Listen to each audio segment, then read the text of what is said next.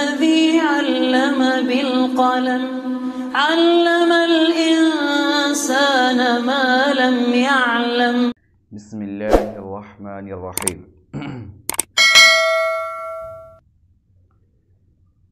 واقعہ اسید بن حضیر رضی اللہ تعالی عنہ.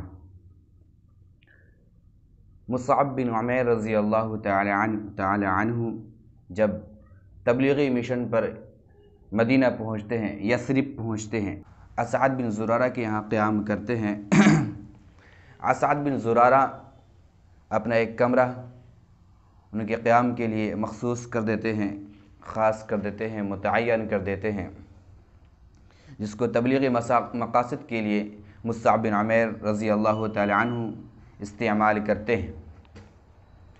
مصعب بن عمیر رضی اللہ تعالی عنہ خوش آواز تھے، خوش الحان تھے، آواز ان کی بہت اچھی تھی، سریلی تھی، قرآن بہترین انداز میں پڑھا کرتے تھے.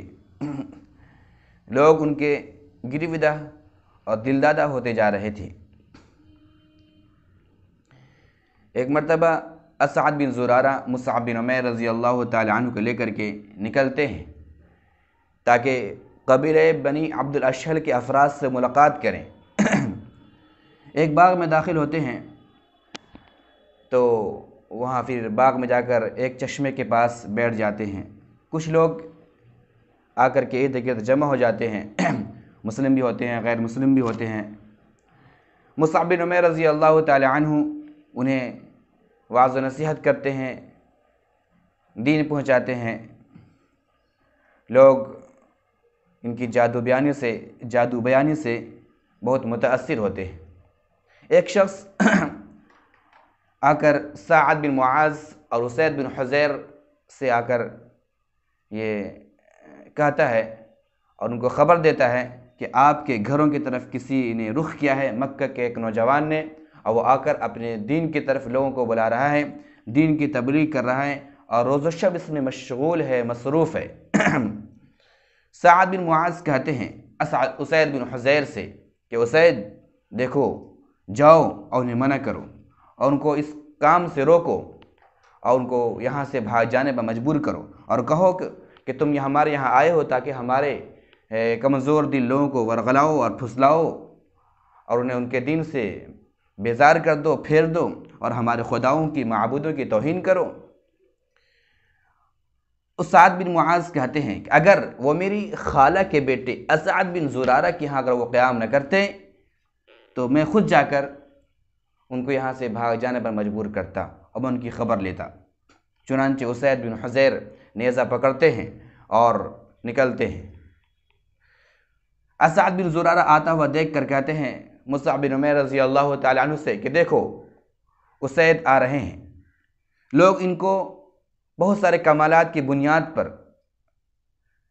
عزت کی نگاہ سے دیکھتے ہیں، احترام کرتے ہیں، اس لیے آپ انہیں اچھے انداز میں، بلیغ انداز میں، دلکش انداز میں دین کی بات پہنچائیں.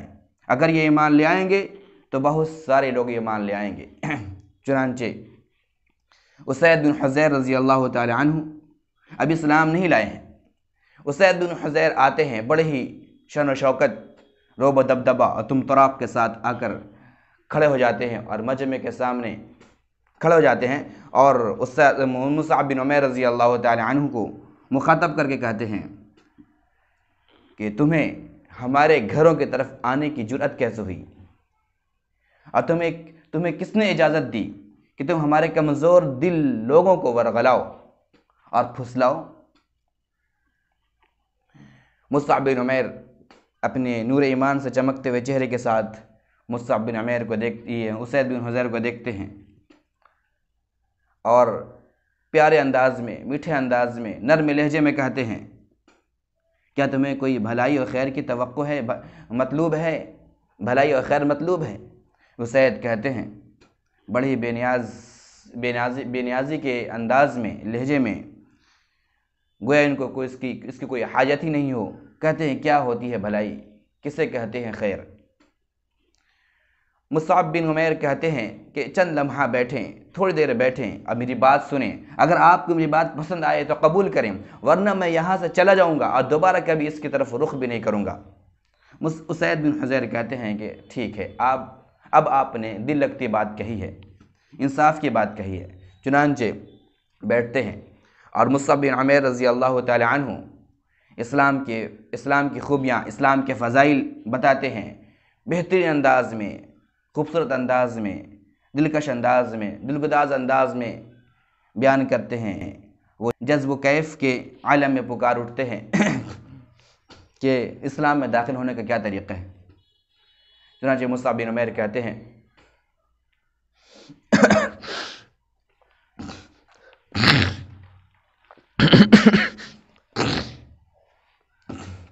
مصعب بن عمیر کہتے ہیں کہ پہلے غسل کر لیں، اچھا لباس پہن لیں اور اس کے بعد 2 رکعت نماز پڑھیں۔ اسید جاتے ہیں، قریبی کنویں کے پاس جا کر غسل کرتے ہیں، صاف کپڑے پہنتے ہیں، کلمہ طیبہ پڑھتے ہیں، لا الہ الا اللہ محمد رسول اللہ، اور اس کے بعد یہ دیکھنے کو ملتا ہے کہ ماہر شاہ سوار، تیر انداز، دانشور قبیلے کے ہر دل عزیز سردار اسلام میں داخل ہو جاتے ہیں دیکھتے ہی دیکھتے۔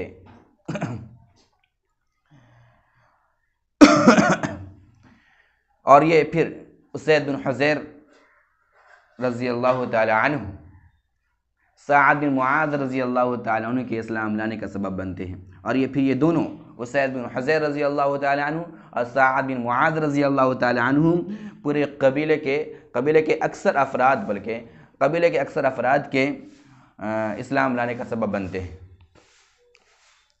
اسید بن حضیر رضی اللہ تعالی عنہ چونکہ جب انہوں نے شروع میں مصعب بن عمیر رضی اللہ تعالی عنہ سے قرآن سنا تھا تو قرآنی کے ہو کر رہ گئے تھے، بہت متاثر ہوئے تھے، قرآن ان کے دل پر جا کر لگا تھا۔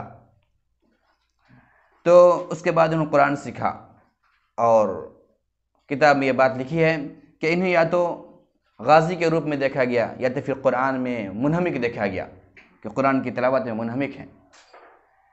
لوگ ان کی تلاوت قرآن سننے کے لیے مشتاق ہوتے تھے، لوگ موقع کی تلاش میں رہتے تھے۔ کتاب میں یہ بات لکھی ہوئی عبارت صور من حیات الصحابہ میں ڈاکٹر عبدالرحمن رافت باشا صاحب کی، کہ وَكَانَ الصَّحَابَةُ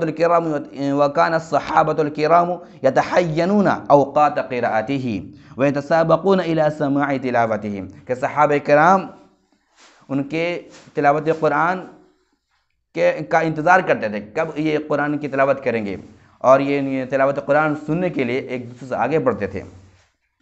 فرمایا کہ وہ خوش نصیب ہے وہ شخص جس کو اسید بن حضیر رضی اللہ تعالیٰ عنہ کی تلاوت سننے کا موقع ملا۔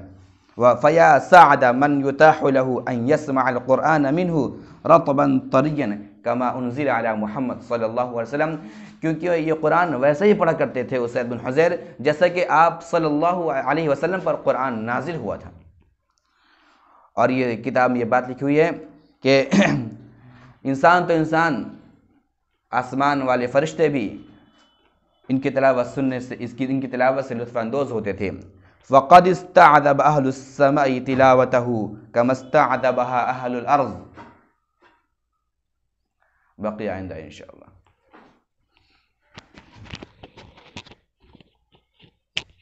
فَاسْأَلُوا أَهْلَ الذِّكْرِ إِن كُنتُمْ لَا تَعْلَمُونَ۔